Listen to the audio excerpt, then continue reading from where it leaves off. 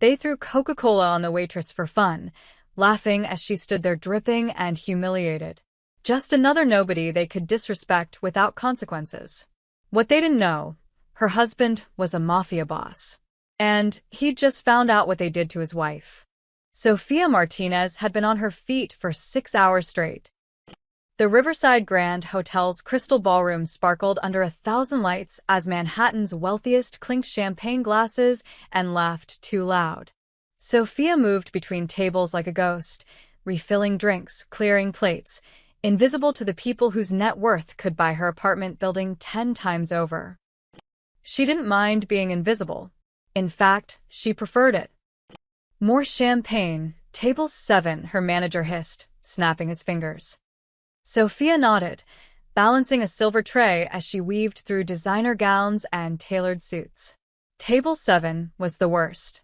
5 men in their late 20s, drunk since cocktail hour, celebrating something they called the Marlowe expansion. Their laughter had an edge to it, the kind that came from people who'd never been told no. Finally, one of them drawled as Sofia approached. His name tag read Ethan Marlowe. Blonde hair, perfect teeth, a watch that cost more than her car. Thought we'd die of thirst. My apologies, sir. Sofia kept her voice neutral, professional. She'd learned long ago not to react. As she poured, Ethan grabbed his friend's phone, scrolling through something that made them all cackle. Sofia caught a glimpse, photos of themselves posing with bottles, making faces. Rich boys playing at being wild. Sofia, right? Ethan squinted at her name tag. That's pretty. You got a boyfriend, Sofia? I'm married, sir. Married? His friends erupted in exaggerated gasps. Lucky guy. What's he do? Let me guess, waiter? Uber driver? Sofia's jaw tightened. He works in construction. This sent them into hysterics. Construction. Classic. Bet he's got a beer gut and a pickup truck. She said nothing. The champagne bottle was empty. She should leave. Wait. Ethan stood up, swaying slightly. The room was loud enough that no one else noticed. I got a question. When you go home tonight, you gonna tell him about us? About how you serve rich people all day? Ethan, sit down, one of his friends muttered, but he was grinning, phone raised. I'm just curious, Ethan continued, louder now. A few nearby tables glanced over. Does it bother you, seeing all this? He gestured at the ballroom. Knowing you'll never have it. Sofia's heart pounded. Have a good evening, gentlemen. She turned to leave. Hey, I'm talking to you. What happened next took 3 seconds, but Sofia would remember it in slow motion forever. Ethan grabbed a glass of Coca-Cola from the table, one of the sodas they'd ordered for mixing drinks. He took 2 steps forward. And then, while his friends howled with laughter and one raised a phone to record, he poured the entire glass over Sofia's head. The liquid was cold. Shockingly cold. It ran down her face, her neck, soaking into her white uniform blouse. Ice cubes hit her shoulders and scattered across the marble floor. The nearby tables went silent. Women gasped. Men stared. Sofia stood frozen, Coke dripping from her hair, her eyelashes. She couldn't breathe. Couldn't think. The humiliation was physical, crushing, a weight on her chest that made the room spin. Ethan's friends were dying laughing, slapping the table. Oh my God, dude. Did you get that? Send it to the group chat. What is going on here? The manager appeared, his face red, eyes darting between Sofia and the Marlowe table. He took one look at Ethan's smirking face, and his expression changed. Fear. She was rude to our guests, Ethan said casually, sitting back down. Just teaching some manners. The manager grabbed Sofia's arm. I am so sorry, Mr. Marlowe. Sofia, go to the break room. Now. But I didn't. Now. Sofia stumbled away, past the staring faces, past the whispers. Her shoes squelched with each step. Someone's date covered her mouth, eyes wide with secondhand embarrassment. An older woman looked away, uncomfortable but silent. No one said anything. No one helped. In the staff bathroom, Sophia locked the door and stared at her reflection. Coca-Cola matted her dark hair. Her mascara ran in black streaks. The blouse, the one she'd ironed carefully this morning, was ruined. She didn't cry. She'd learned years ago that crying changed nothing. Her phone buzzed. A text from her husband. "How's work, amor?" Sophia stared at the message. Her fingers hovered over the keyboard. She could tell him. She could tell Dante everything. But then what? People like the Marlowes didn't face consequences. They owned buildings like this one. They owned managers and lawyers and probably half the city council. If she complained, she'd lose her job. If Dante complained, he'd look crazy. A construction worker going after a billionaire family. No. Better to stay quiet. Better to survive. She typed back, "Fine. Home by midnight. Love you." She deleted the Coke-soaked blouse in a trash bag, changed into her backup uniform, and returned to her shift with her head down. What Sophia didn't know, what none of them knew, was that one of the kitchen staff, a young guy named Marco who'd always been kind to her, had watched the whole thing. Marco, who was furious enough to do something stupid. Marco, who knew exactly who Sophia was married to. And by dawn, a video of Ethan Marlowe pouring soda on a waitress would be sitting on the desk of Dante Morelli, the man who controlled every cement truck, every steel shipment, every construction permit in New York City. The man who built this city's foundations. The man whose wife had just been humiliated in front of Manhattan's elite. But that night, as Sophia rode the subway home with wet hair and a fake smile, she had no idea that in less than 7 days, the Marlowe family would learn a lesson they'd never forget. You don't disrespect a queen just because she's wearing an apron. Luca Romano had worked for Dante Morelli for 15 years. In that time, he delivered a lot of bad news. Arrests, betrayals, shipments gone wrong. He'd learned to keep his face neutral, his voice steady. But this morning, driving through pre-dawn Manhattan with his phone burning a hole in his pocket, his hands gripped the steering wheel too tight. The video had come at 5:47 a.m. An unknown number. No message, just a file. Luca almost deleted it, probably spam. Then he pressed play. 23 seconds that made his blood go cold. By 6:15, he was pulling up to Dante's brownstone in Brooklyn, the one that didn't appear on any property records. The one with flowers in the window boxes and a basketball hoop in the driveway. The house that looked like it belonged to a normal family. Maria, Dante's housekeeper, let him in with a knowing look. He's having breakfast. Dante sat at the kitchen table in a white t-shirt and reading glasses, newspapers spread before him, an espresso cooling beside his hand. At 45, he still had the build of the construction worker he'd once been, broad shoulders, calloused hands. His hair was graying at the temples. He looked like any other working-class guy starting his day. He glanced up. Luca. 6 in the morning. This better be important. Luca set his phone on the table. You need to see this. Dante frowned but picked up the phone. Luca watched his boss's face as the video played. The ballroom. The laughter. Ethan Marlowe's smirking face. The glass tipping. Sophia's frozen expression as Coca-Cola poured over her head.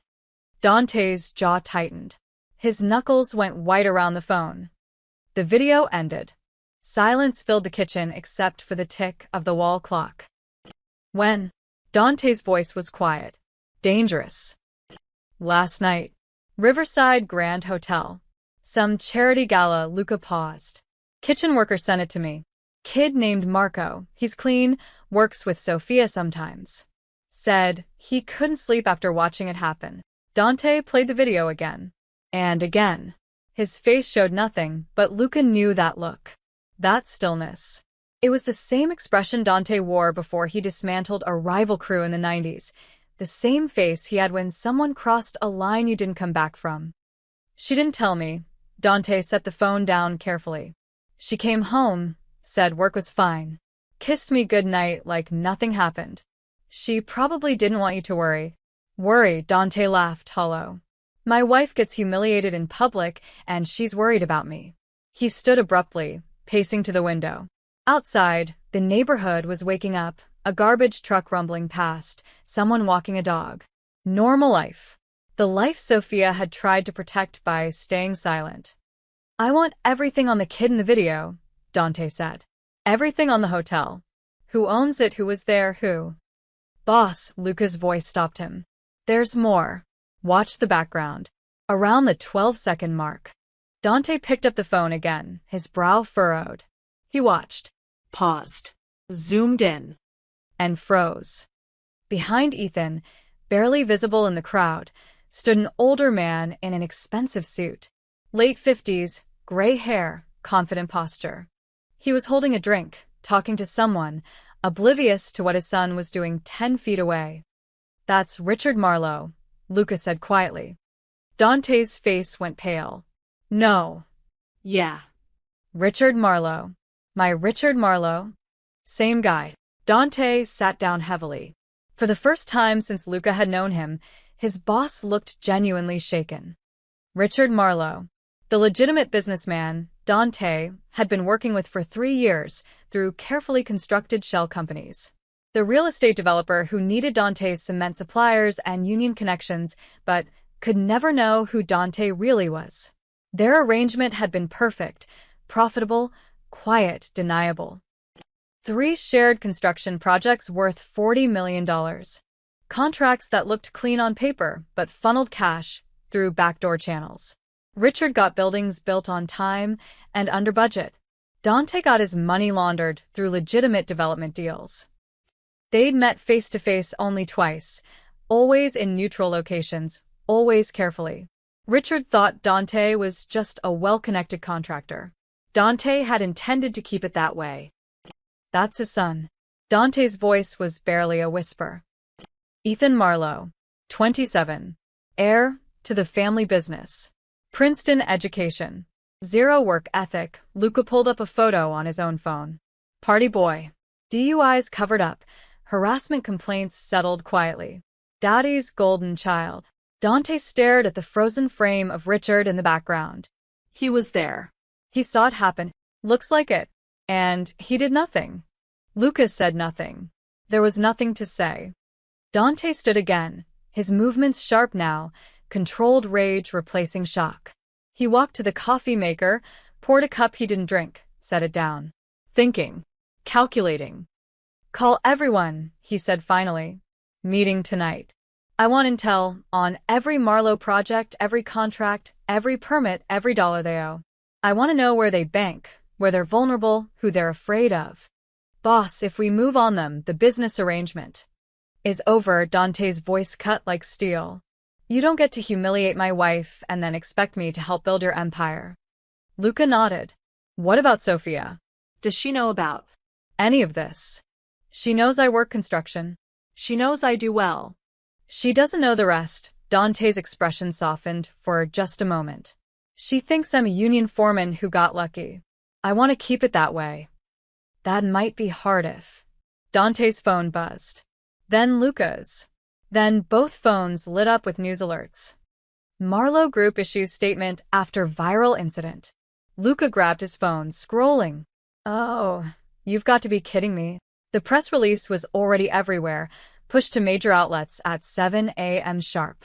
Marlowe Group regrets the unfortunate incident at last night's charity gala. While we support all service industry workers, preliminary investigations suggest the employee in question behaved unprofessionally toward guests prior to the incident. We take workplace conduct seriously and trust the Riverside Grand Hotel will address this matter appropriately. The Marlowe family remains committed to. The rest was corporate nonsense. Dante read it twice.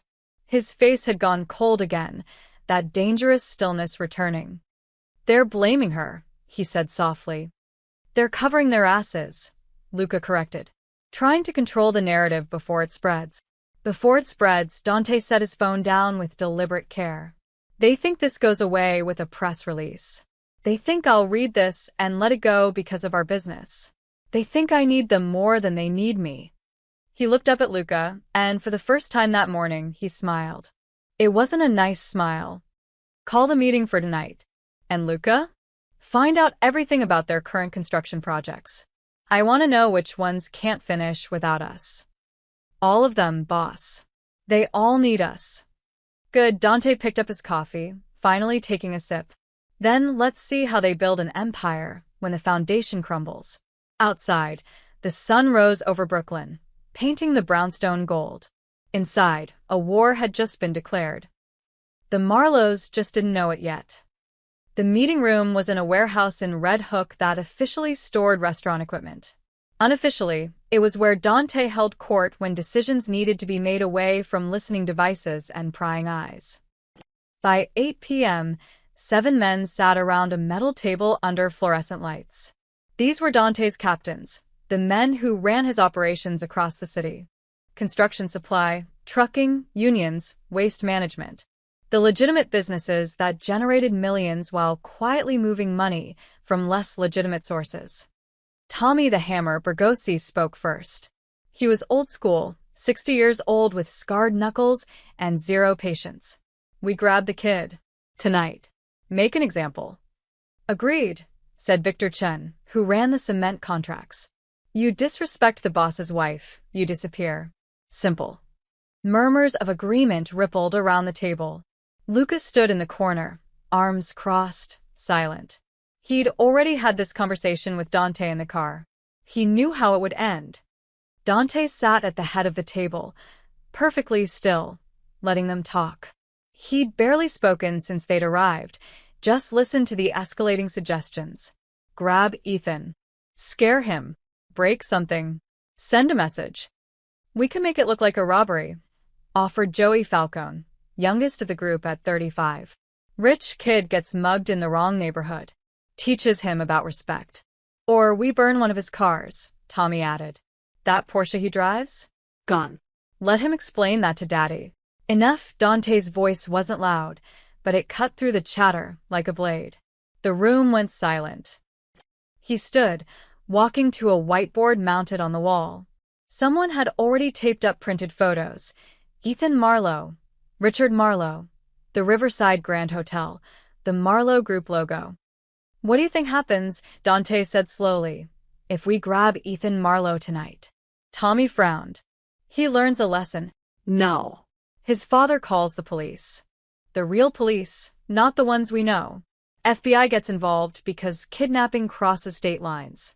Every camera in Manhattan gets reviewed. Every phone gets tapped. Dante turned to face them. We get heat we don't need over a spoiled kid. So, we do nothing? Victor's voice rose with frustration. They humiliate Sophia, and we just take it. I didn't say we do nothing. Dante's eyes went cold. I said we don't grab him. This isn't the 90s, Victor. We don't solve problems with baseball bats anymore. Then what? Tommy spread his hands. They already put out that press release calling Sophia unprofessional. They're making her the villain. Every hour we wait, their version becomes the truth. Dante had read the press release a dozen times. Each reading made his jaw tighten more. Sophia had come home at midnight, exhausted, and gone straight to bed.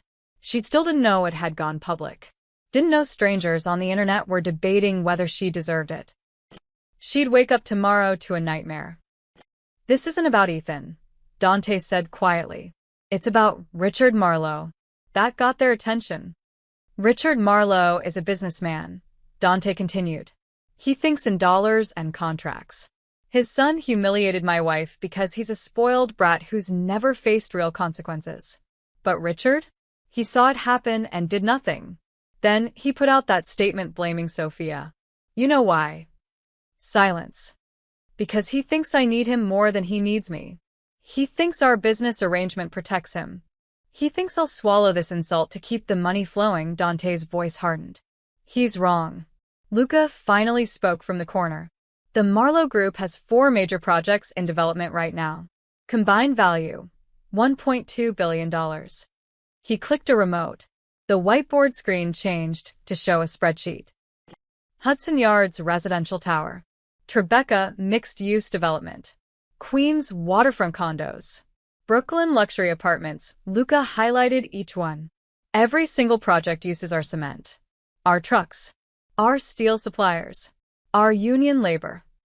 Understanding dawned on faces around the table. They're also waiting on permits, Luca continued. The Brooklyn project needs environmental clearance. The Queens development needs zoning variances. Both are tied up in city council committees where we have friends. And their financing? Dante asked. Two primary lenders, Chase and Goldman. Both have short-term construction loans that need to be refinanced in the next 90 days if projects run over schedule, Luca smiled grimly. Which they will, if anything goes wrong. Tommy leaned back in his chair, finally getting it. You want to choke their business. I want to dismantle it brick by brick, Dante corrected. Richard Marlowe humiliated my wife in public. I'm going to humiliate his empire. How long? Victor asked. 1 week. Maybe less. Dante pulled out a marker, writing on the whiteboard. Contracts. Permits. Financing. Reputation. These are his pressure points. We squeeze each one systematically. No violence. No obvious connections. Just a series of very unfortunate problems that Richard can't solve. And the kid? Joey asked. Ethan? Ethan is a symptom. His father is the disease. Dante capped the marker. But don't worry. When this is over, Ethan Marlowe will wish we'd just grabbed him. What's coming is worse than broken bones. He turned back to face his crew. Here's how this works. For the next 24 hours, nobody touches the Marlowes.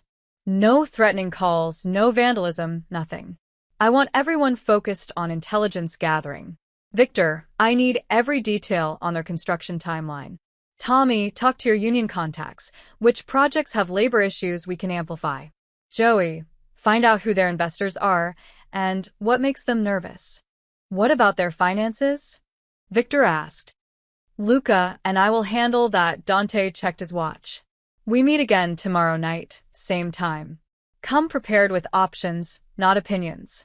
We're not street thugs anymore, gentlemen. We're businessmen.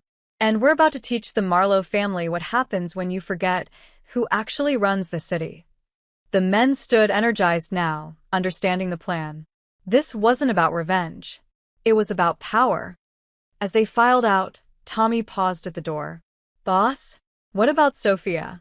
When do we tell her what we're doing? Dante's expression softened for just a moment. We don't.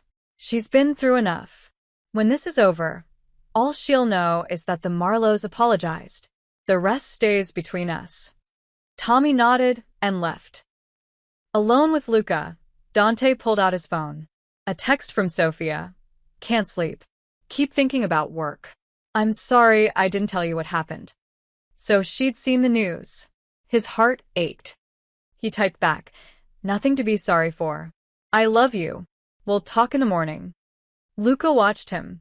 She's going to figure it out eventually. Maybe Dante pocketed his phone. But by then, it'll be over. Come on. We have debt contracts to review. They turned off the lights and locked the warehouse. Outside, Brooklyn slept, oblivious. In Manhattan, Richard Marlowe probably slept too, confident his press release had contained the damage. He had no idea that his empire's foundation was already cracking. The countdown had begun. Day 3 began in a coffee shop in Midtown. Victor Chin sat across from a city planning clerk named Dennis Wu, an old college friend who owed him favors. They talked about basketball, families, the rising cost of rent. Casual. Normal. By the way, Victor said, sliding an envelope across the table. My daughter's school fundraiser. Hoping you can contribute. Dennis peeked inside. $5,000 in cash. His eyes widened, but he didn't hesitate. He'd taken Victor's money before. Of course. Happy to help. Appreciate it. Victor pulled out his phone, pretending to check messages. Random question. You still working on that Marlowe project in Brooklyn? The waterfront development? The Atlantic Yards expansion? Yeah, still sitting on my desk. Dennis sipped his coffee. Environmental impact review. Could take months. Could it take longer? Dennis met his eyes. Understanding passed between them. Could take 6 months. Maybe more if new concerns get raised. That would be unfortunate for them. Very unfortunate. Dennis pocketed the envelope. I'll make sure it gets the thorough review it deserves. Victor nodded and left. One pressure point activated. Across town, Tommy Bergosi stood in a construction trailer at the Hudson Yards tower site. The project superintendent, Mike Harrigan, was a union guy, one of theirs.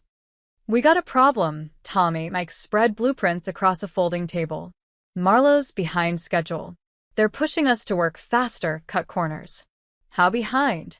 6 weeks. They need to pour foundation for the north wing by Friday, or they miss their deadline with the bank. Mike tapped the plans. But here's the thing, the cement order they placed? It's coming from Jersey, not your suppliers. Tommy's jaw tightened. They went around us. Tried to. Wanted to save money. Avoid union rates, Mike shrugged. But that Jersey company? They're having truck problems this week. Mechanical issues. Weird how that happens. Tommy smiled. Very weird. And our trucks could deliver. But the order would need to be placed through proper channels. At proper rates. And even then, Mike checked his watch. Might take a few extra days to schedule. Shame, Tommy clapped him on the shoulder. Keep me posted on their desperation level. As he left the trailer, Tommy called Dante. Hudson Yards is bleeding time. They're about to miss a critical pour. Good. Let them sweat. In a glass office tower in Lower Manhattan, Lucas sat across from Rebecca Morse, a risk analyst at Goldman Sachs. They dated briefly years ago, stayed friendly. She owed him nothing, but she remembered when he'd helped her brother avoid trouble with the wrong people. I need information, Lucas said quietly. Marlowe Group. What's their situation? Rebecca glanced at her computer screen, conflicted. Luca, I can't just. Off the record. Old friend asking another old friend. She sighed, typed something. They're leveraged. Heavily. For major projects all financed with short-term construction loans. The terms require completion milestones every 90 days, or the interest rate jumps 2 points. How close are they to those milestones?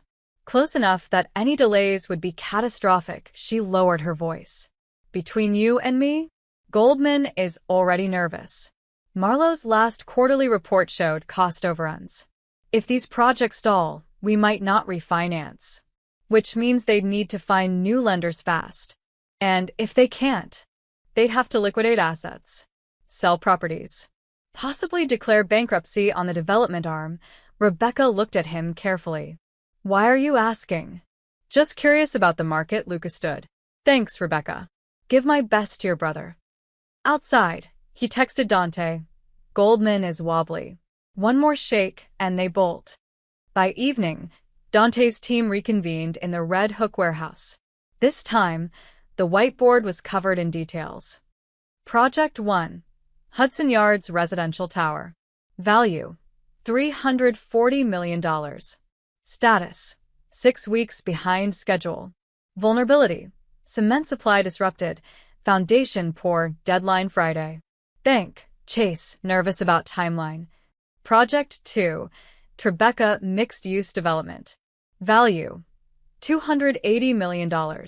Status: waiting on steel delivery. Vulnerability: our steel suppliers can delay shipments indefinitely. Bank: Goldman already anxious about cost overruns. Project 3. Queens Waterfront Condos. Value: $420 million. Status: zoning variance pending. Vulnerability: city council contacts can stall approval for months. Bank: Goldman, same loan officer as Tribeca. Project 4. Brooklyn Atlantic Yards Expansion. Value: $380 million. Status: environmental review. Vulnerability: review process extended to 6+ months. Bank: Chase, largest exposure to Marlowe Group. Dante studied the board like a general surveying a battlefield. Total exposure: $1.4 billion if you count the financing, Lucas said. But the actual construction value is $1.2. And it all depends on our cooperation. Victor added his report. The Brooklyn permits are frozen for at least 6 months. I've got 3 different city departments ready to discover new concerns. Traffic impact, historic preservation, wetlands protection, take your pick. The unions? Dante asked Tommy. Ready to walk on 2 projects if negotiations stall. We can manufacture labor disputes that tie them up for weeks, Tommy grinned. All perfectly legal. Just workers demanding fair treatment. Joey spoke up. I tracked their investor calls. Richard's been reassuring people all week that everything's fine. But 3 small investors already pulled out of the Queen's project. They're spooked by the negative press from the Sophia incident. Good, Dante circled the 2 bank names on the board. Chase and Goldman. 2 lenders, for vulnerable projects. Luca, can we buy their debt? Working on it. I've got 3 shell companies ready to purchase distressed construction loans. If the banks get nervous enough, they'll sell at a discount just to reduce exposure. Dante did the math in his head. If they controlled the debt, they controlled oxygen. The Marlows couldn't move, couldn't breathe, couldn't make deals without going through people they didn't know were connected to Dante. Here's the sequence, Dante said, marker in hand. Tomorrow morning, Hudson Yards misses their foundation pour. Tomorrow afternoon, steel delivery to Tribeca gets delayed. By evening, Marlowe will be dealing with 2 crisis situations. That's when the banks start making worried phone calls. And when they're panicking about timelines, Luca continued, that's when my shell companies approach the banks about buying distressed debt. We swoop in looking like saviors.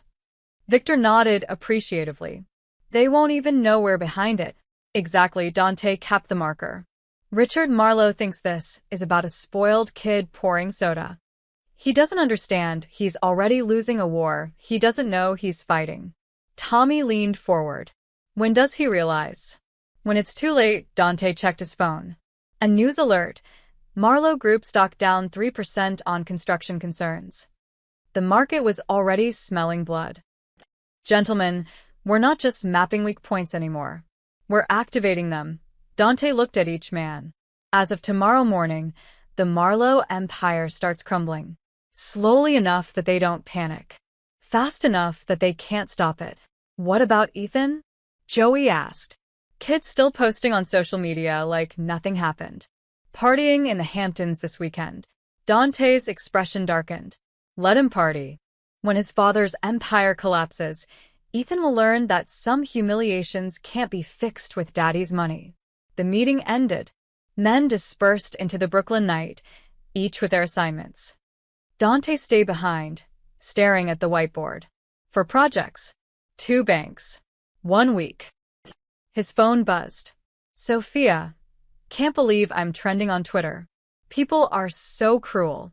But I'm okay. We're okay. His chest tightened. She was trying to be strong. Trying not to worry him. He typed back, You're the strongest person I know. This will pass. I promise. What he didn't say, it will pass because I'm going to make sure the people who hurt you lose everything. Dante turned off the lights. Tomorrow, the pressure began. The Marlows were about to learn that foundations don't just hold up buildings. They hold up empires. And Dante controlled every single one. The call came at 2:47 a.m. Richard Marlowe fumbled for his phone, squinting at the screen. Project manager, Hudson Yards. He sat up in bed, his wife groaning beside him. This better be important, Mike. Mr. Marlowe, we have a problem. The superintendent's voice was tight. The cement trucks didn't show up. Richard's brain struggled through sleep fog. What do you mean didn't show up? We have a critical pour scheduled for 6 a.m. I know, sir. But the Jersey supplier called an hour ago. Said their entire fleet is down for emergency maintenance. Transmission failures across multiple trucks. They can't deliver. All of them? At once. Richard was fully awake now. Alarm bells ringing. That's impossible. That's what I said. But they're adamant. Earliest they can deliver is next week. Next week. Richard threw off the covers, pacing. We miss this pour. We miss our milestone. Chase will trigger the penalty clause. That's $2 million. I'm aware, sir. Call our backup suppliers. Someone in this city has cement trucks. I've been calling for an hour. Mike's voice carried defeat. Everyone's booked solid or having equipment issues. It's like the whole supply chain picked tonight to fall apart. Richard's stomach nodded. Keep trying. Offer double rates. Triple. I don't care. We cannot miss that deadline. He hung up and immediately dialed his COO, then his head of operations. Within 20 minutes, his entire executive team was awake, making calls, pulling strings. Nobody could help. At 6:30 a.m., the Hudson Yards site sat silent. No cement trucks. No pour. Just union workers standing around, collecting hourly wages for doing nothing. At 7:15 a.m., Richard's phone rang again. Tribeca, project manager. Please tell me you have good news, Richard said. Steel delivery is delayed. Supplier says there's a traffic accident blocking their route. They'll try again tomorrow. Tomorrow? We're already behind schedule. I know, sir. I'm as frustrated as you are. Richard ended the call and threw his phone across his home office. It bounced off the leather couch. 2 projects. Same morning. Both critical delays. This wasn't coincidence. By 9 a.m., Richard sat in his Marlowe Group headquarters, a glass tower in Midtown with views of Central Park. His executive team filled the conference room, tired, confused, and increasingly nervous. Talk to me, Richard demanded. What the hell is happening? His COO, Patricia Vance, pulled up a spreadsheet. Hudson Yards, cement supplier claims mechanical failure across their fleet. Tribeca, steel delivery blocked by mysterious traffic incident. But here's what's weird, I called other developers. Nobody else is having supply problems. Just us, Richard said flatly. Just us. His CFO, Martin Ross, cleared his throat. The timing is unfortunate. Chase called this morning. They're aware of the Hudson Yards delay. If we don't pour foundation by Friday, the penalty clause activates. That's $2 million, plus they're considering raising our interest rate. On what grounds? Failure to meet milestone deadlines. It's in the contract. Richard's jaw clenched. One delay, and they're panicking? It's not just the delay. Martin pulled up his laptop. Our stock dropped 3% yesterday after that Waitress incident went viral. Investors are jittery. Chase is asking if we're experiencing broader operational problems. The Waitress incident. Sophia Martinez. Richard had hoped his press release would contain that situation. Instead, it had exploded. Think pieces about wealth inequality. Social media outrage. His son's face plastered across gossip sites. And now this. Get me new suppliers, Richard said. I don't care what it costs. We're trying, Patricia said. But every contractor we've contacted is either booked or she hesitated. Or what? Or giving us the runaround. Quotes that are 3 times normal rates. Delivery windows that don't help. It's like someone's poisoned the well. Richard stood, walking to the window. 43 floors below, Manhattan buzzed with construction cranes and traffic. His city. His empire. Someone was doing this. Someone with enough reach to disrupt supply chains, enough power to coordinate attacks on multiple projects simultaneously. But who? At noon, Ethan Marlowe sat in a Hamptons Beach club, mimosa in hand, laughing with friends. Dude, you're trending again, his buddy Chase said, scrolling through his phone. People are still talking about the Waitress thing. Ethan rolled his eyes. It was a joke. People need to chill. Your dad's press release didn't help. Made it worse, actually. Dad knows what he's doing. Ethan waved a hand dismissively. By next week, nobody will remember her name. His phone buzzed. Dad calling. Again. Ethan declined the call.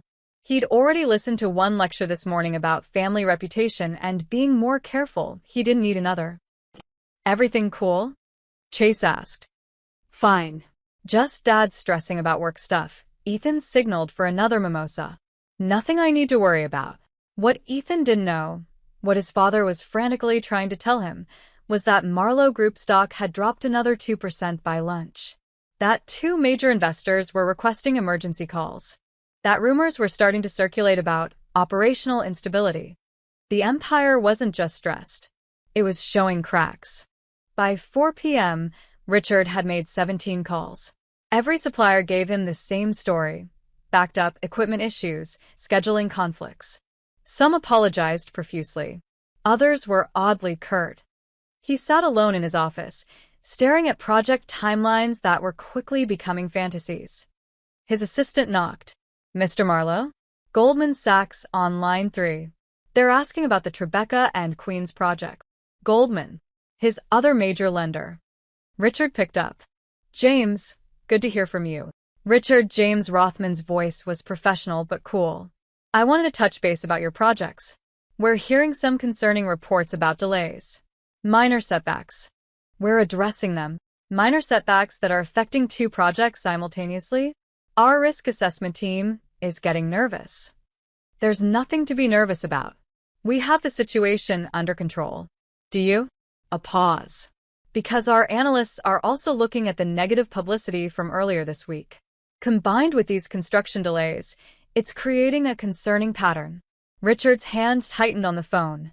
"James, we've worked together for 10 years. When have I ever failed to deliver? There's a first time for everything. Look, I'm not making threats. I'm giving you a friendly heads up. If these delays continue, if more problems emerge, Goldman will need to reassess our position. We have shareholders to answer to." "I understand. I hope you do. Fix this, Richard. Quickly." The line went dead. Richard sat in silence, his reflection staring back from the dark computer screen. 2 banks circling. 2 projects stalled. Investors panicking. Stock dropping. 48 hours ago, everything had been fine. Now it felt like the ground was shifting beneath him. He thought about Sofia Martinez, the waitress, the video that wouldn't die. Could this be connected? Some kind of retaliation? No. Impossible. She was nobody. A restaurant worker. What could she possibly do to hurt him? He shook off the paranoia. This was just bad luck.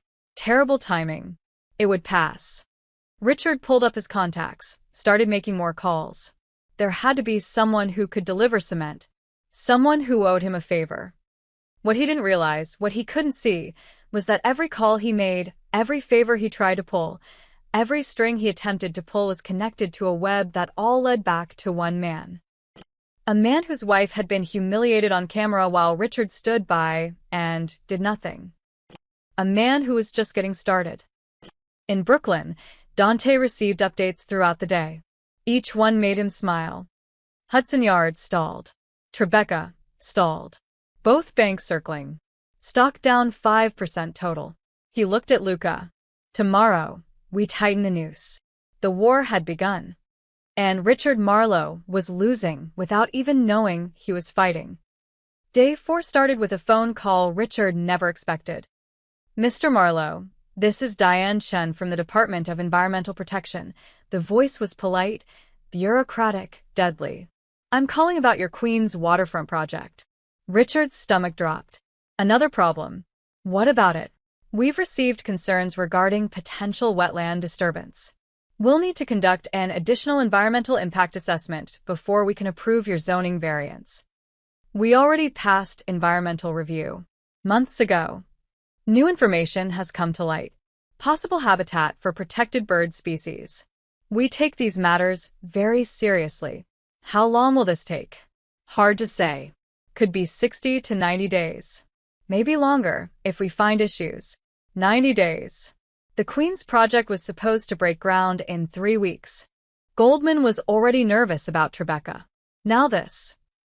"This is ridiculous," Richard said, trying to keep his voice level.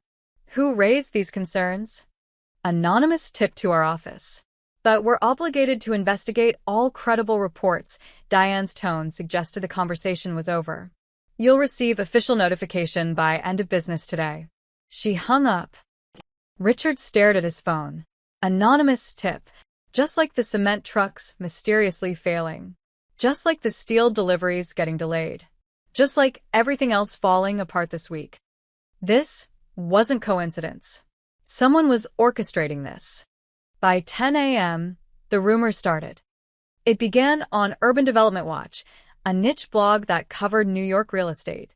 A post titled, "Marlowe Group projects face multiple delays. what's really going on. The article was careful, avoiding direct accusations, but it asked uncomfortable questions. Sources close to several Marlowe Group construction sites report unusual delays this week. Cement suppliers, steel deliveries, and now permit issues. While each incident appears isolated, industry insiders are wondering if there's a deeper problem. Some point to the viral video of Ethan Marlowe's behavior at last week's charity gala as evidence of a company culture problem. Others suggest possible financial instability. By noon, the story had been picked up by 3 other real estate blogs. By 2 p.m., the New York Post real estate section ran a brief item: Marlowe Group faces construction headaches. By 4 p.m., Richard's investor line was ringing off the hook. Richard, what's going on? Marcus Chun, a Hong Kong investor with $30 million in the Tribeca project, didn't waste time with pleasantries. I'm reading about permit problems, supply chain issues. Should I be concerned? Absolutely not. Just some unfortunate timing. Unfortunate timing? Marcus's voice sharpened. I put serious money into this development based on your timeline. Now I'm hearing it could be delayed months. We're working through some temporary setbacks. The same week your son becomes a viral villain? The same week your stock drops 5%?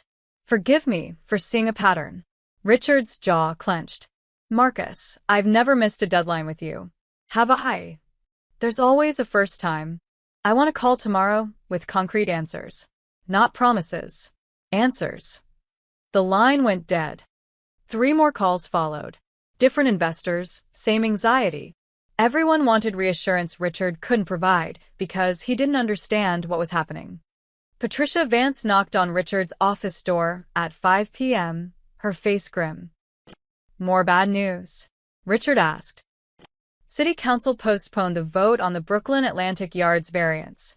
Said they need more time to review community feedback. Community feedback? We addressed all their concerns months ago. Apparently new concerns have emerged. Traffic studies. Historic preservation questions. A council member is calling for a full public hearing. Patricia sat down heavily. Richard, something's wrong. This isn't normal bureaucratic delay. It's coordinated. Richard had been thinking the same thing all day. Who has this kind of reach? Who can disrupt supply chains, influence city permits, and plant stories in real estate blogs simultaneously? Someone with serious power. Someone with connections across multiple industries. Patricia paused. Someone we pissed off. Richard's mind raced through possibilities. A competitor? A rival developer? But this felt personal, not just business. The waitress. Sophia Martinez. The woman from the video, Richard said slowly. Do we know anything about her? Patricia pulled up her tablet. Sophia Martinez. 32. Works at Riverside Grand Hotel. Been there 4 years. Lives in Brooklyn. Married, she scrolled. Husband is Dante Morelli. listed occupation, construction contractor. Construction. Richard's blood went cold. What kind of contractor? His voice was barely a whisper. Patricia tapped more. Doesn't specify. But she stopped, her face going pale. Richard. Morelli. That name sounds familiar. From where? Your shell company contracts. The ones that source cement and steel at below market rates. Didn't we sign papers with the Morelli Construction Group 3 years ago? Richard's hands started shaking. He pulled up his private files, the ones his lawyer handled, the contracts he never looked at too closely because they saved him millions. There it was. Morelli Construction Group. Dante Morelli, principal. The man whose wife Ethan had humiliated was Richard's secret business partner. The man who controlled the supply chain that all 4 Marlowe projects depended on. Oh God, Richard whispered. Patricia stared at him.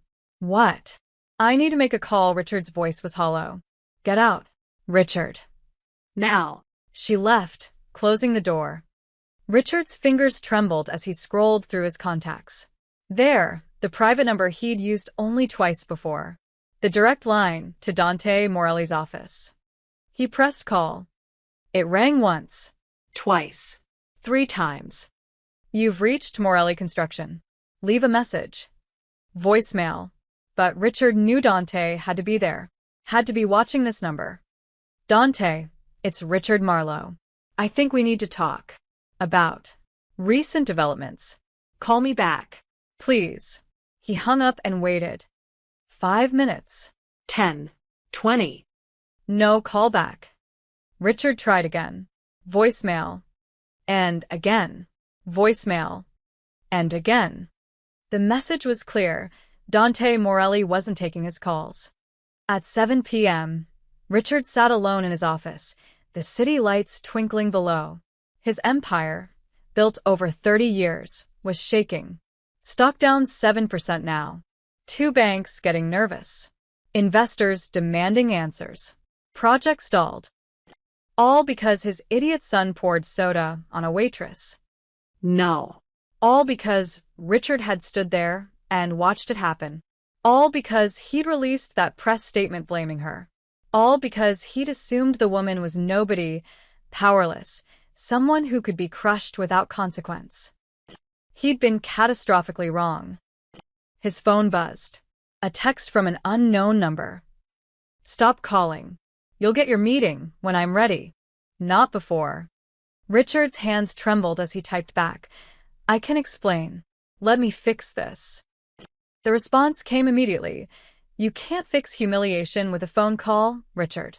You should know that by now. Then nothing. The number went dark. Richard sat in the silence of his office, understanding finally settling over him like a burial shroud. Dante Morelli wasn't just angry. He wasn't looking for an apology or a payoff. He was systematically destroying everything Richard had built. And Richard had given him the blueprint 3 years ago, when they became partners. Outside, night fell over Manhattan. In the glass buildings and construction sites and city offices, the pieces of Dante's plan continued to fall into place. The noose was tightening, and Richard Marlowe had just realized his neck was in it. Richard's emergency board meeting began at 8 p.m. in the Marlowe Group's executive conference room. 12 people sat around polished mahogany, lawyers, executives, board members. All of them looked exhausted. We're being targeted, Richard said without preamble. Systematically. Deliberately. And I know by whom. He told them about Dante Morelli. About the shell companies. About Sophia Martinez. About the connection he'd been too blind to see. His head counsel, Gerald Strauss, went pale. You're saying our primary supplier is married to the woman in the video? I'm saying our primary supplier, I asked the woman's husband. And he's been cutting off our air supplies since Tuesday. Then we sue him, Patricia said. Breach of contract. Tortious interference. We bury him in litigation. Gerald held up a hand. Wait. Let me pull those contracts. He spent 5 minutes on his laptop, his expression growing darker. Finally, he looked up. We can't sue. What do you mean we can't sue? Richard's voice rose. He's deliberately sabotaging our projects. Technically, he isn't. Morelli Construction Group doesn't directly supply us. They supply the suppliers who supply us. The contracts are structured through intermediaries. Very carefully structured. Gerald's finger traced connections on his screen. If we sue, we'd have to explain these shell company arrangements in court. That means exposing financial structures we've used to avoid taxes and regulatory oversight for 3 years. Silence. How bad? Patricia asked quietly. Federal investigation bad. IRS audit bad. Possibly RICO charges bad. Gerald removed his glasses. These contracts were designed for plausible deniability. They work great when everyone's cooperating. But if we sue, we're essentially revealing our own illegal financial engineering. Richard felt the walls closing in. So, we just let him destroy us. I'm saying litigation isn't an option. At least not against Morelli directly, Gerald thought for a moment. What about City Hall? Can we pressure the permit offices to speed things up? Patricia shook her head. Already tried. Called in every favor. Everyone's suddenly unable to help. Either they're genuinely backlogged, or someone's gotten to them first. Someone named Morelli, Richard muttered. Martin, the CFO, cleared his throat. There's another problem. Goldman called again this afternoon. They're conducting a routine review of our loan portfolio. Translation: they're looking for reasons to call our loans early or trigger penalty clauses. Can they do that? If we miss contracted milestones, yes. Hudson Yards missed its foundation deadline. Tribeca is 3 weeks behind. If the Queen's project gets delayed 60 days because of this environmental review, we'll miss that deadline too. Martin pulled up a spreadsheet. 3 missed milestones triggers a review clause. We need to refinance immediately or face default. How much are we talking about? $420 million. Due in 30 days, if they invoke the clause. The number hung in the air like a bomb. We don't have that kind of liquidity, Patricia said. I know. Richard stood, pacing to the window. $420 million. They could maybe scrape together half by selling non-core assets. But the other half? We could bring in new investors, someone suggested. With our stock down 7% and construction delays making headlines? Martin shook his head. No major investor will touch us right now. Not at terms we could accept. Then we go back to Morelli, Richard said. Make him an offer. Money. Ownership stake. Whatever he wants.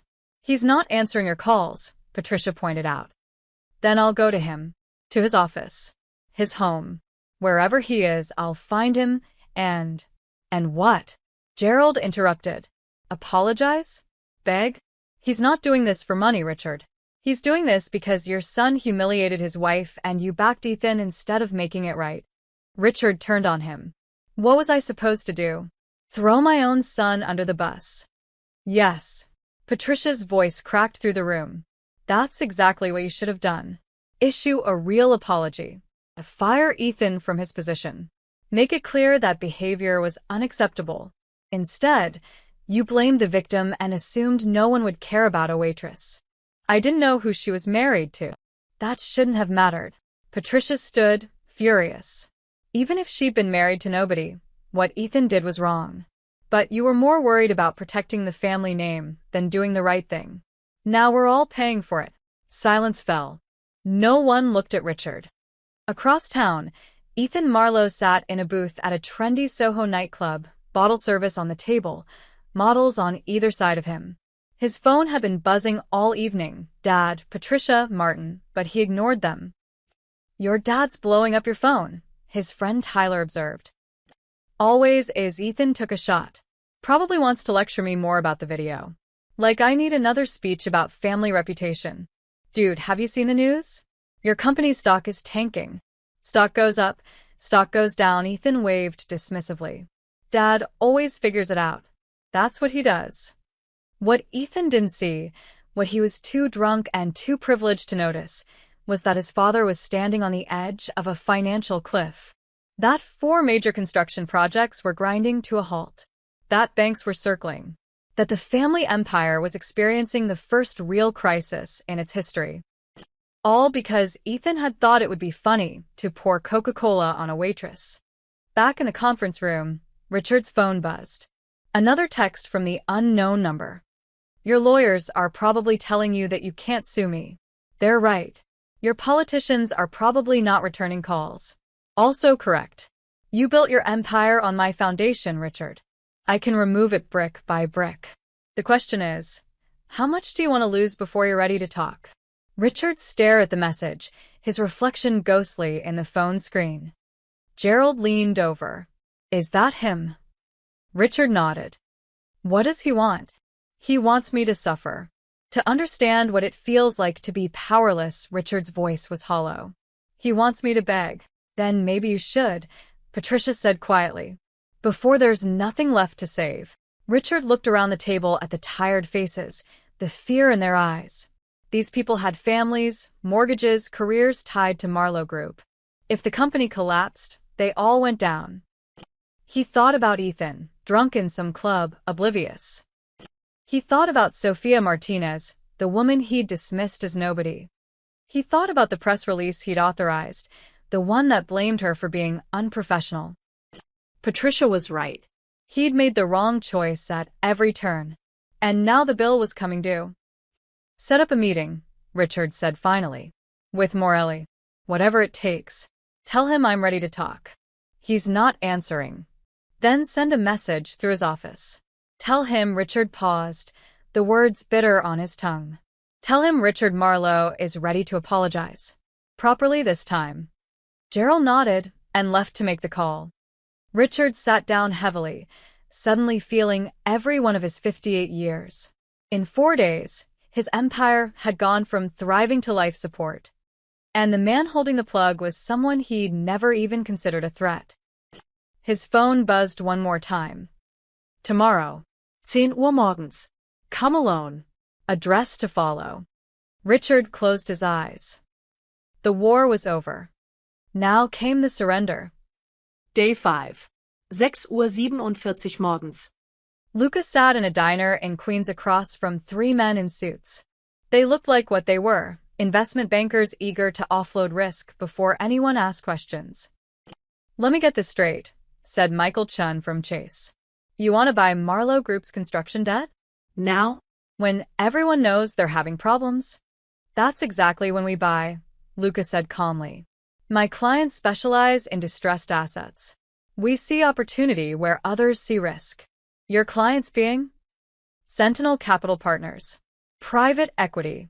Very quiet, very well-funded, Luca slid paperwork across the table. All legitimate, all traceable to a Cayman Islands shell company that existed only on paper.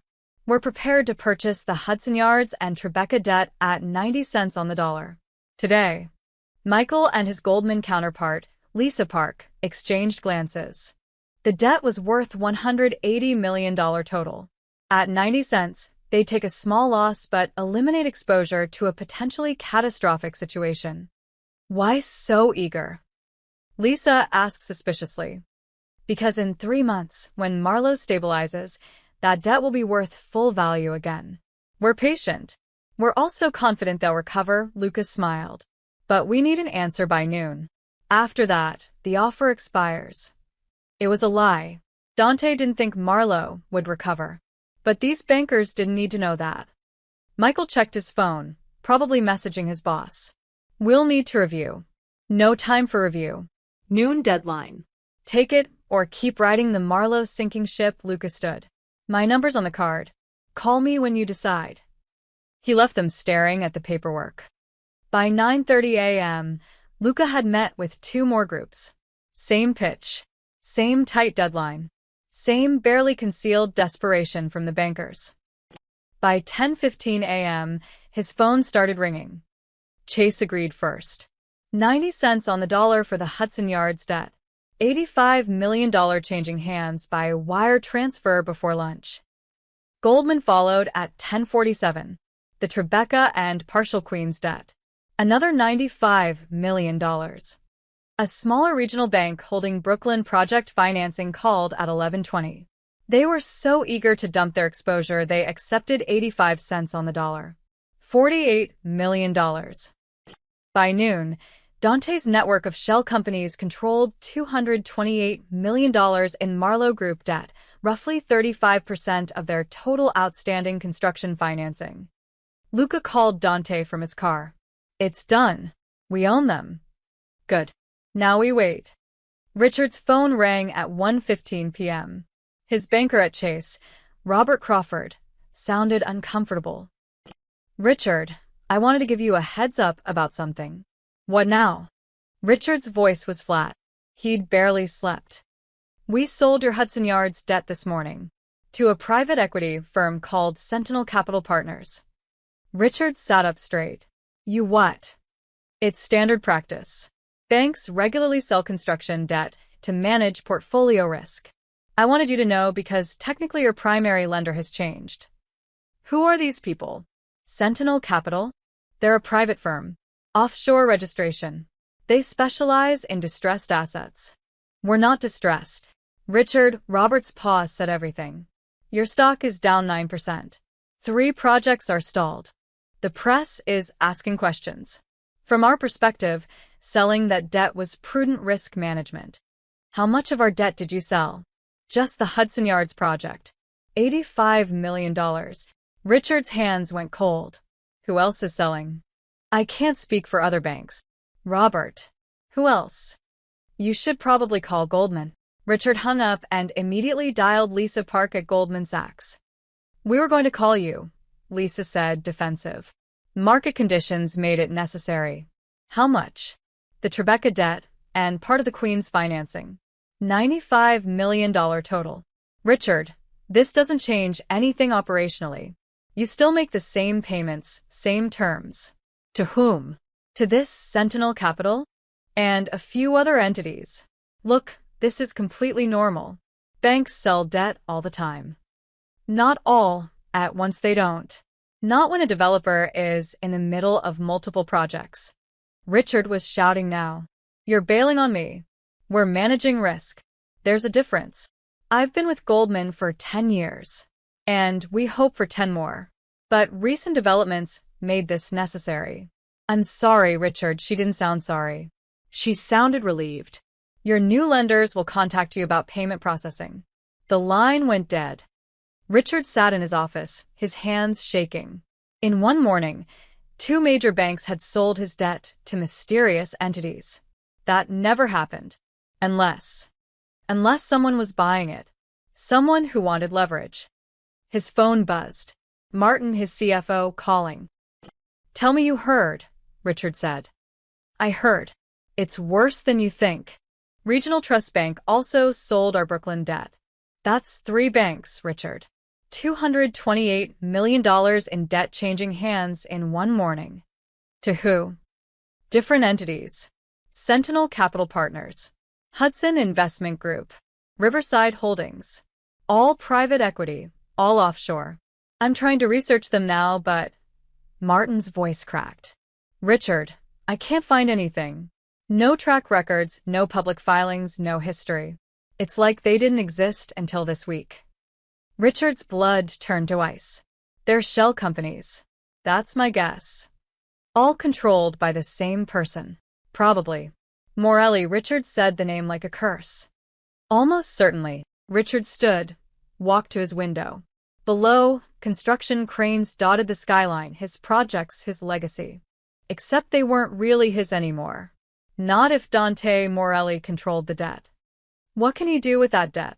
Richard asked quietly. Anything he wants. He can call it early if we miss milestones. He can demand immediate payment. He can force us into bankruptcy and pick up our assets in liquidation. Martin paused. Richard, in 48 hours, he went from supplier to creditor. He doesn't just control our supply chain. He controls our financing. We can't move without his permission. The full scope of Dante's strategy hit Richard like a physical blow. This wasn't just about revenge. It was a hostile takeover executed with surgical precision. Disrupt the projects. Tank the stock. Panic the banks. Buy the debt cheap. Control the empire. How do we fight this? Richard asked. We don't. We can't. Not without destroying ourselves in the process. Martin's voice was hollow. He's already won, Richard. The question now is what terms he'll offer.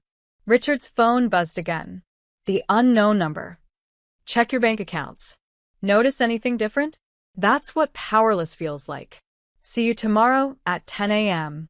Address: 847 With Avenue, Brooklyn. Come alone. Bring your son. Bring your son. So this wasn't just about Richard. Ethan would have to face the consequences too. Richard forwarded the message to Ethan with 3 words. Be there. No excuses. Then he collapsed into his chair and stared at the ceiling. In 4 days, Dante Morelli had done what Richard thought impossible. He'd taken $1 billion empire and reduced it to a puppet whose strings he now controlled. All because of a glass of Coca-Cola. All because Richard had forgotten a fundamental truth. In New York City, the men who build the foundations hold all the power. And Richard had just learned exactly how much. Tomorrow would be the reckoning. Tonight was just waiting for the axe to fall. The emergency board meeting reconvened at 8 p.m. This time, Ethan Marlowe sat at the table. He'd shown up angry, summoned from a dinner reservation by his father's text that read, "Conference room. Now. Your future depends on it." Now, sitting between executives who wouldn't meet his eyes, Ethan's anger was giving way to confusion. "Someone explain what's happening," Ethan said. "And why I had to cancel my plans for this." Richard stared at his son, really looked at him. The expensive haircut, the designer suit, the Rolex that cost more than most people's cars. 27 years old and never worked a real day in his life. Never faced a real consequence. That was about to change. "Tell him," Richard said to Martin. "Tell him what his little prank cost us." Martin pulled up spreadsheets on the conference room screen. "In the last 4 days, Marlowe Group stock has dropped 11%. We've lost approximately $180 million in market capitalization. 3 major construction projects are stalled. 2 city permits are frozen. And as of this morning, we no longer control 35% of our own debt." Ethan blinked. "What does that mean?" "It means," Patricia said coldly, "that someone bought our loans from the banks. Someone who now has the power to bankrupt us whenever they choose." Who? "Dante Morelli." Richard's voice was ice. "The husband of the woman you poured Coca-Cola on for fun." The color drained from Ethan's face. "The waitress? Her name is Sofia Martinez," Patricia snapped. "And her husband controls the construction supply chain for the entire city. He's been systematically destroying our company since Tuesday. Because of you." "That's insane. Over some soda? Over humiliation." Richard slammed his hand on the table. "You humiliated his wife in front of hundreds of people while your friends recorded it. What did you think would happen?" "I thought," Ethan faltered. "I thought she was nobody." "She is somebody," Gerald said quietly. "She's married to the most powerful man in New York construction. And you poured soda on her head while your father stood in the background and did nothing." Ethan looked at Richard. "You were there? 10 feet away. Talking to a client," Richard's voice cracked. "I saw the whole thing. I saw you humiliate that woman, and I said nothing because I was more worried about making a scene than doing what was right. So this is my fault." Ethan's voice rose. "Dad, you run this company. You're the one who put out that press release blaming her. Because I was protecting you. Like I always do. Like I've done your entire life." Richard stood, his chair scraping back. "Every DUI I've covered up, every harassment complaint I've settled, every stupid mistake you've made, I've fixed it. But this time, I can't fix it. Because you didn't just offend some random woman. You started a war with a man who literally built cities." The room went silent. Ethan's hands were shaking. "How bad is it?" "We're looking at bankruptcy," Martin said flatly. "In 30 days, if we can't refinance $420 million in debt. And the man holding that debt is Dante Morelli. So, we refinance." "With what?" Patricia interrupted. "What bank is going to lend to us when our projects are stalled, our stock is tanking, and the press is running stories about operational dysfunction? Morelli has made us radioactive. Then we sue him." "We can't," Gerald said. "Our business relationship with him involves financial arrangements that are questionable. If we sue, we expose ourselves to federal investigation, possibly RICO charges." Ethan looked around the table, finally understanding. "So we're trapped." "We're trapped," Richard confirmed. "And it's your fault." "It's our fault," Patricia corrected. "Richard could have fired you on the spot. Could have publicly apologized to Sofia Martinez. Could have made it clear that behavior was unacceptable. Instead, he protected you. We all did. And now we're all paying for it." Ethan's voice was small. "What happens tomorrow?" "Tomorrow, we meet with Dante Morelli. You and me." Richard's eyes were hard. "And we accept whatever terms he offers. Because the alternative is watching 30 years of work disappear." "What kind of terms?" "I don't know. But I guarantee they'll involve you." Richard leaned forward. "You're going to apologize to his wife. Publicly. On camera. And you're going to mean it. Because if you don't, we lose everything." "You want me to humiliate myself?" "I want you to experience a fraction of what you put that woman through." Richard's composure finally shattered. "Do you even remember her face? When that soda hit her? The way she froze? The way everyone stared?" Ethan said nothing. You don't, do you? Because she wasn't real to you. None of them are real to you. The staff, the workers, the people who actually build what we design. Richard's voice shook. But they're real to Dante Morelli. And he's spent 4 days teaching us that lesson. Board member James Whitmore cleared his throat. What about going to the press? Telling our side of the story? And say what? Patricia asked. That we're victims?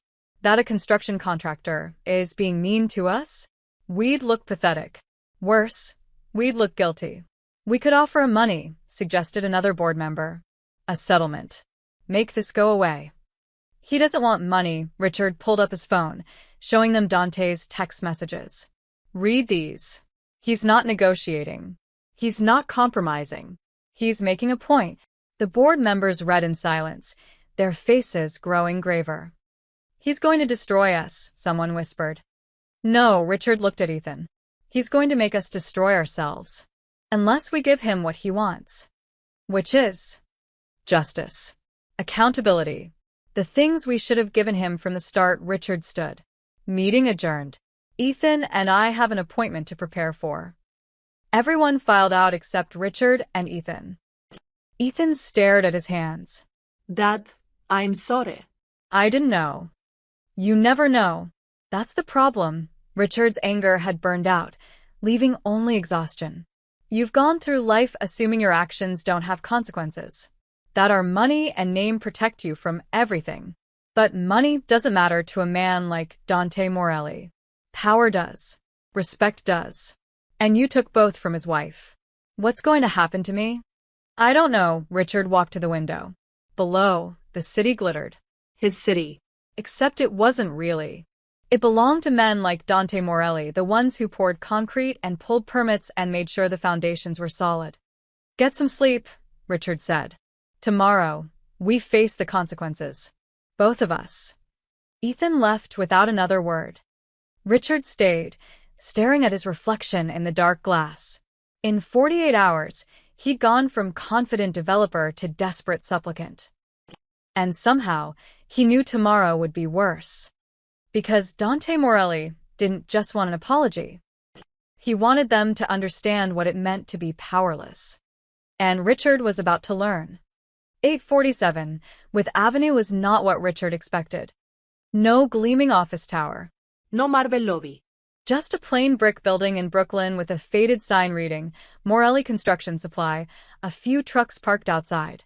Windows that needed cleaning. This was the empire that had brought down Marlowe Group. Richard and Ethan arrived at 9:55 a.m. in Richard's Mercedes. They'd barely spoken during the drive. Ethan looked like he hadn't slept, his usual confidence replaced by visible dread. Let me do the talking, Richard said as they got out. I wasn't planning to say anything. A man in his 40s met them at the door. Compact build, watchful eyes. Mr. Marlowe. I'm Luca Romano. Follow me. They walked through a warehouse filled with construction equipment, then up a metal staircase to a second-floor office. Plain walls, metal desk, filing cabinets. A single window overlooking the loading dock. And sitting behind the desk, in jeans and a work shirt, was Dante Morelli. He looked nothing like Richard expected. No expensive suit. No intimidating presence. Just a man who could have been any construction foreman in the city. Except for his eyes, dark, intelligent, and utterly calm. Sit, Dante said. Richard and Ethan sat in the 2 chairs facing the desk. Luca stood by the door, arms crossed. Dante studied them for a long moment, saying nothing. The silence stretched uncomfortably. Thank you for meeting with us, Richard began. I think there's been a misunderstanding. No misunderstanding, Dante's voice was quiet, precise. Your son poured Coca-Cola on my wife's head. You watched it happen and said nothing. Then you released a press statement blaming her. I understand perfectly. That statement was a mistake. We were trying to control. You were trying to make it her fault. Make it go away. Like she didn't matter. Dante leaned forward slightly. Do you know what Sophia did that night after your son humiliated her? She came home and told me work was fine. She lied to protect me. To protect you, really, because she was afraid of what might happen if I knew. Richard said nothing. She's worked at that hotel for 4 years. Never missed a shift. Never complained. She's proud of what she does. Dante's voice remained even. And your son treated her like garbage for entertainment. Ethan found his voice. I was drunk. I wasn't thinking. You're always drunk. You're always not thinking. Dante's eyes shifted to Ethan. I know about the DUIs. The harassment complaints. The settlements. You've gone through life believing your money makes you untouchable. Today, you learn different. Mr. Morelli, Richard interjected. We want to make this right. Whatever you need, compensation, a public apology. I don't need anything from you. Dante stood, walking to the window. In 4 days, I've taken your empire to the edge of collapse. Your stock is down 11%. Your projects are stalled. Your banks sold your debt to me. Right now, I own 35% of your financial oxygen. He turned back to face them. I could keep going. Call your loans early. Trigger default clauses. Watch you declare bankruptcy. Then buy your assets in liquidation for pennies on the dollar. Dante's expression didn't change. But that's not what I want. What do you want? Richard asked quietly. I want you to understand something. Dante returned to his desk, sitting down. You build towers, luxury apartments, places rich people live, but you don't build them. Men like me do. We pour the concrete, lay the steel, wire the electricity. Without us, you have nothing but blueprints and investor meetings. He paused. You forgot that. Forgot that the people who actually build your empire matter. So, I reminded you. Richard nodded slowly. You made your point. We understand. Good. Then here are my terms. Dante pulled out a single sheet of paper. Non negotiable. He slid it across the desk. Richard read, his face going pale. Ethan leaned over to look. First, Dante said, public apology. Televised. Both of you, to Sophia, acknowledging what happened and taking full responsibility. No qualifiers. No excuses. Your PR team will coordinate with mine. Agreed, Richard said immediately. Second, $50 million donated to the Hospitality Workers Relief Fund, a charity that supports restaurant workers dealing with abuse and harassment. The donation happens before the press conference. Richard's jaw tightened, but he nodded. Done. Third, 15% ownership stake in your Hudson Yards tower, transferred to one of my investment entities. Non-voting shares, but I want a piece of what I helped you build. That's worth, Ethan started. $80 million, Dante finished. I know. Consider it payment for the empire I let you keep. Richard closed his eyes. $80 million plus $50 million in charity. $130 million total. But the alternative was losing everything. Acceptable, Richard said hoarsely. Fourth, Dante's eyes locked on Ethan. You disappear. No more public events. No more parties that end up on social media. No more representing Marlowe Group at functions. You become invisible. For how long? Ethan asked. Until I say otherwise. Could be a year. Could be 5. You'll work in the company, but behind the scenes. No press. No spotlight. No more chances to embarrass your family. Ethan's face flushed red. You can't. I can. And I am. Dante's voice never rose. You wanted to humiliate someone for fun?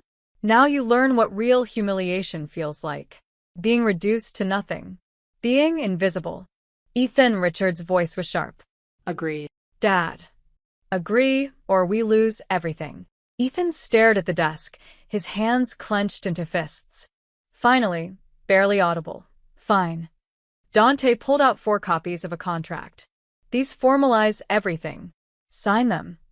Richard picked up a pen, his hand trembling slightly. He signed all 4 copies. Ethan followed, his signature angry and jagged. Dante signed last, then handed 2 copies back. The press conference is scheduled for tomorrow, noon. My office will send details. The donation needs to clear by tonight. It will, Richard promised. Dante stood. The meeting was over. One more thing, Dante said as they reached the door. Sophia doesn't know I did this. She doesn't know about our business relationship or what I'm capable of. She thinks I'm just a contractor who got lucky. I want to keep it that way. We won't say anything, Richard said. Good. Dante's expression softened slightly. She's a good person. Better than any of us in this room. What you did to her was unforgivable. But I'm giving you a chance to make it right publicly. Don't waste it. Richard nodded, unable to speak. They left, walking through the warehouse, climbing into the Mercedes, driving away from the plain brick building where their empire had been saved at the cost of their pride. $130 million, Ethan said finally. For spilling a drink. No, Richard's voice was hollow. For forgetting that other people matter. That actions have consequences. That money doesn't protect you from everything. They drove back to Manhattan in silence. Behind them, in his office, Dante made a phone call. It's done, he told Luca. Press conference tomorrow. After that, we release the supply chains. Let their projects continue. The debt. We keep it. Insurance policy. They step out of line again, we crush them. Dante hung up and looked at Sophia's picture on his desk. Tomorrow, she'd see justice. Public, televised justice. And she'd never know the war he'd fought to get it. The Marlowe Group press conference was scheduled for noon at their Manhattan headquarters. By 11:30, the lobby was packed with reporters. This wasn't normal.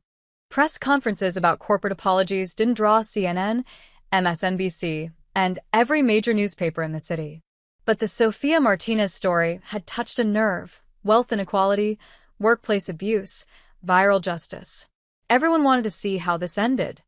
Sophia sat in her apartment in Brooklyn, watching the live stream on her laptop. Dante had called that morning. Watch the news at noon, he'd said. Trust me. She'd been confused but curious. Now, seeing the Marlowe Group logo on screen, her stomach knotted. The press room filled. Cameras clicked. Reporters murmured. Then Richard and Ethan Marlowe walked in. They looked nothing like the confident billionaires from the gala photos. Richard's face was drawn, gray. Ethan's usual smirk was gone, replaced by obvious discomfort.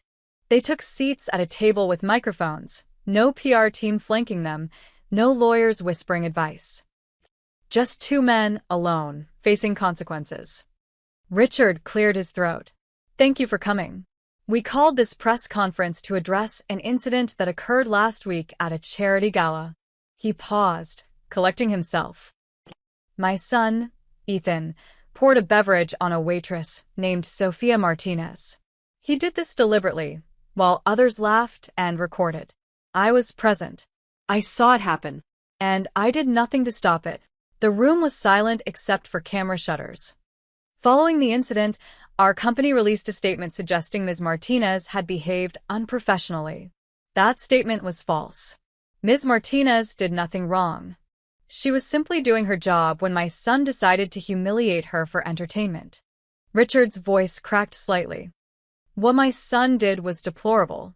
What I did, standing by, then blaming the victim, was equally deplorable. We allowed our wealth and privilege to convince us that other people's dignity didn't matter. We were catastrophically wrong. He turned to the camera, looking directly into it. Ms. Martinez, I am profoundly sorry. You deserved respect, dignity, and basic human decency. Instead, you received cruelty and injustice. There is no excuse for what happened to you. None. Ethan shifted uncomfortably. Richard nodded at him. Ethan leaned toward his microphone. For a moment, Sophia thought he might refuse to speak. Then, quietly, I was drunk. But that's not an excuse. I humiliated you because I thought it was funny. Because I've gone through life treating people as entertainment. As things that don't matter. His voice was tight, fighting emotion. What I did to you is wrong. Completely wrong. And I'm sorry. I know that doesn't fix anything. But I'm sorry. A reporter raised her hand. Are you apologizing because you want to, or because your company is facing financial difficulties? Richard didn't hesitate. Both. Our company has suffered consequences for our behavior As it should. Those consequences forced us to confront what we'd done. To see Ms. Martinez as a real person, not collateral damage in our privileged lives. What consequences specifically? Construction delays. Investor concerns. Stock decline. The market responded to our moral failure with economic consequences. That's appropriate. Another reporter. What about the financial arrangements? Some sources suggest you've lost significant assets. We're making a $50 million donation to the Hospitality Workers Relief Fund, which supports service industry workers facing abuse. Additionally, we're transferring ownership stakes in one of our properties to charity. Richard's jaw tightened. These aren't punishments. They're attempts at restitution. Mr. Ethan Marlowe, a reporter called. Will you continue in your role at Marlowe Group? Ethan looked at his father, then back. I'll be working behind the scenes. No public role. No representing the company. I need to learn that visibility is a privilege, not a right. The humiliation on his face was obvious. Real. The press conference continued for 20 minutes. Question after question. Richard and Ethan answered all of them, never deflecting, never making excuses. When it ended, they left without the usual confident stride. They looked smaller, diminished. Sophia sat frozen, tears running down her face. They'd apologized. Really apologized. On camera. In front of the world. Her phone exploded with messages. Friends, coworkers, strangers who'd followed the story. The video was already going viral, not the original humiliation but this. Two powerful men brought to their knees by accountability. Did you see? Her coworker Maria texted. They actually did it. Sophia couldn't respond. She just watched the replay, over and over, hardly believing it. In a coffee shop, Dante watched on his phone, Luca beside him. It's already got 2 million views, Luca said. Trending #1 on Twitter. The reactions were swift and brutal. This is what actual accountability looks like. Billionaires finally facing real consequences. Never thought I'd see it. That wasn't PR. That was a public execution. Within an hour, the narrative shifted. This wasn't just an apology, it was a symbol. Proof that even the wealthy and powerful could be held responsible. By 3 p.m., the effects rippled through Dante's network. Cement trucks are rolling to Hudson Yards, Victor reported. Just got the green light. Steel delivery confirmed for Tribeca, Tommy added. City permits are suddenly moving forward, Joey said with a smile. Environmental review expedited. Zoning variance approved. It's like magic. It wasn't magic.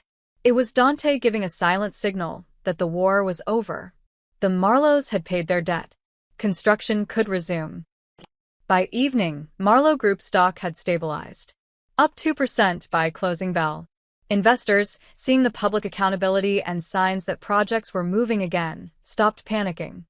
Banks that had been nervous relaxed. Goldman quietly indicated they wouldn't call any loans early. Chase sent Richard a message congratulating him on handling the situation appropriately. The empire was breathing again.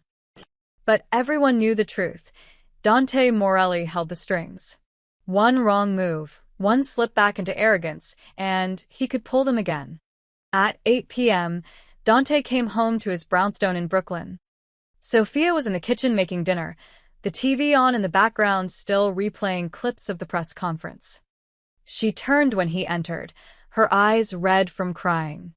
Did you see? She asked. I saw. He pulled her into a hug.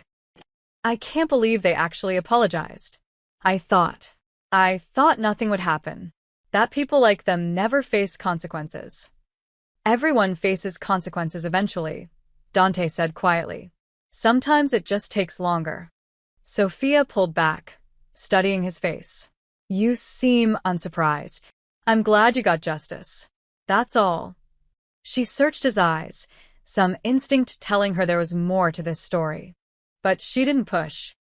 Thank you, she said finally, for being here, for supporting me through this. Always, Amor. Always. They ate dinner together, watching the news coverage. Sophia smiled for the first time in a week, reading supportive messages from strangers who'd seen her fight and win. What she didn't know, what she would never know, was that her husband hadn't just supported her. He'd waged a silent war, dismantled an empire, bought their debt, controlled their fate, all without firing a shot.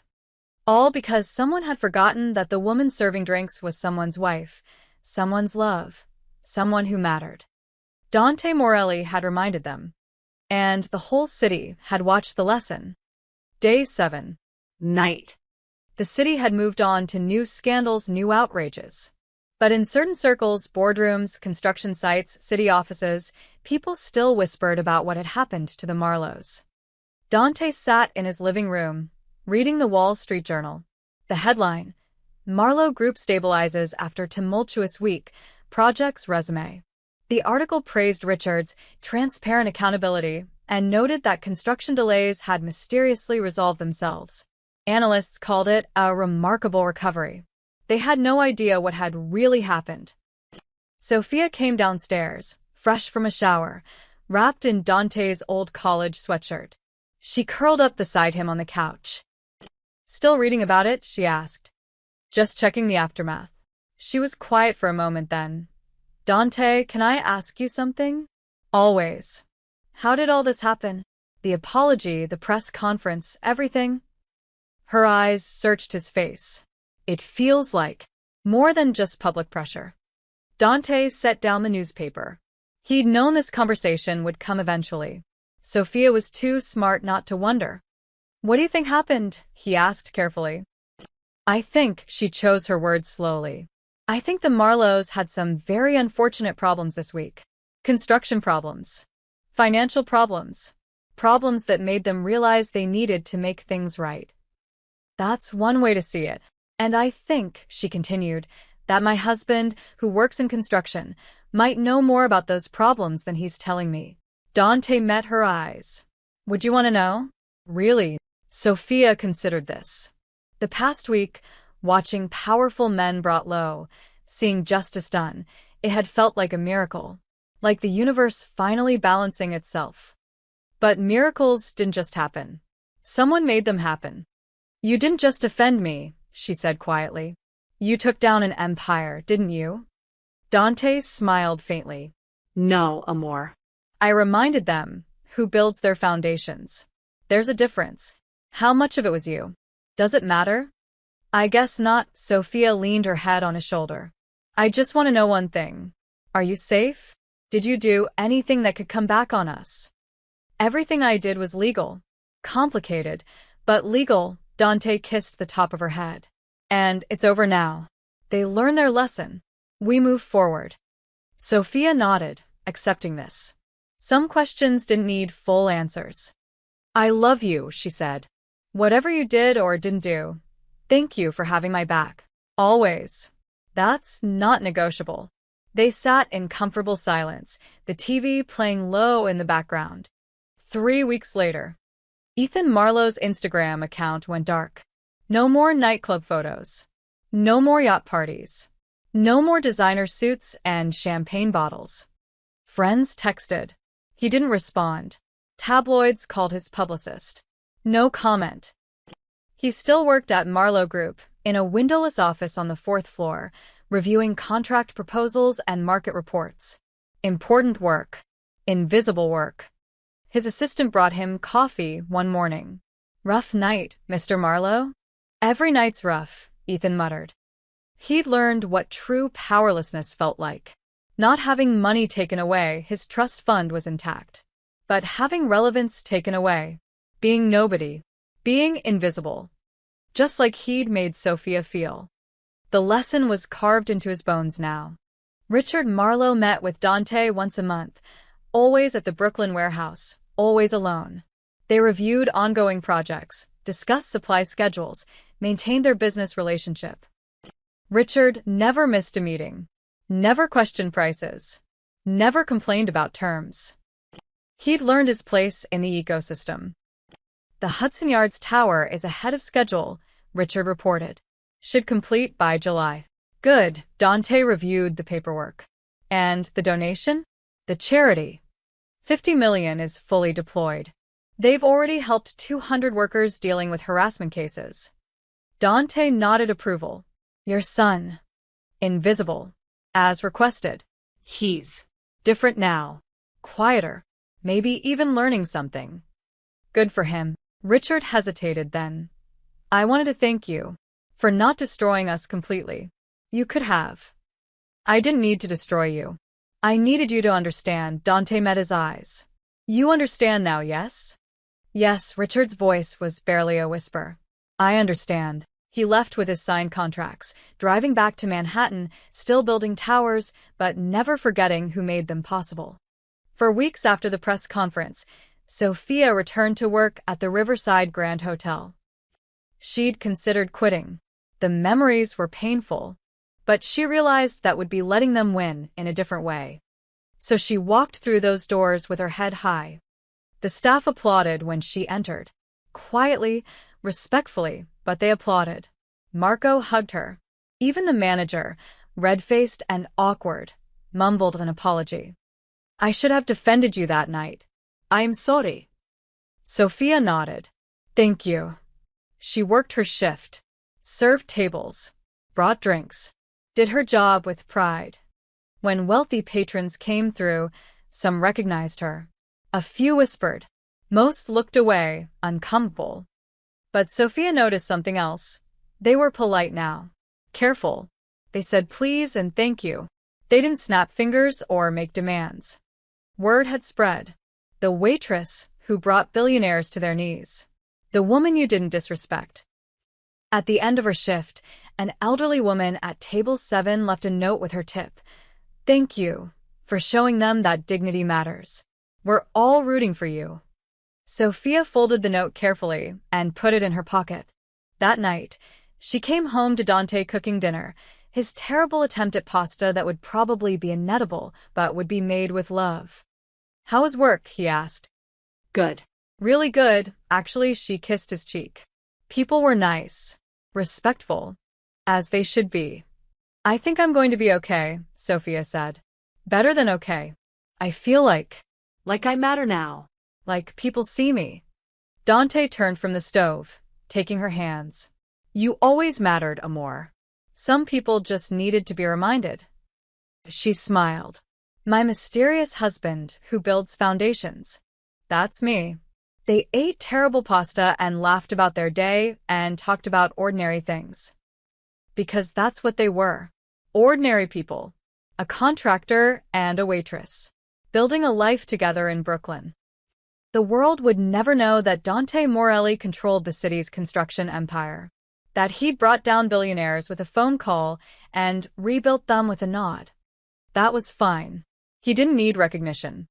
He just needed Sophia to smile when she came home, to walk with her head high, to know she was protected, valued, loved. Everything else was just concrete and steel. Foundations holding up a city that would never know his name. And that's exactly how Dante wanted it.